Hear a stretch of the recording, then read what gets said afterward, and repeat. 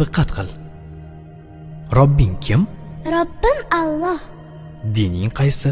Dinim Islom. Payg'ambaring kim? Payg'ambarim Muhammad sallallohu alayhi vasallam. Kitobing qaysi? Kitobim Qur'oni Karim. Tilaging nima?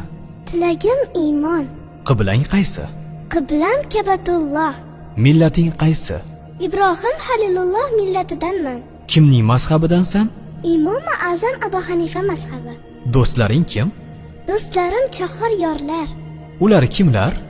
Abu Bakr Siddiq, Hazrati Umar, Hazrati Usmon, Hazrati Alidir. Qachondan beri musulmonsan? Al-Misoqdan beri. Al-Misoq nima? Alloh taolo ruhimizni yaratib, ulardan va'da olgan kun. E'tiqoding qaysi? Ahli sunna val jamoa e'tiqodi. Kimni yaxshi ko'rasan? Alloh taoloni. Undan keyinchi? Payg'ambarimiz Muhammad alayhissalomni. Undan keyinchi? Ota-onamni.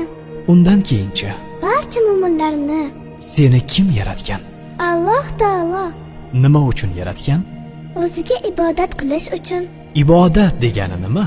Ibodat Allohning aytganlarini qilish. Iymon kalimasini aytchi.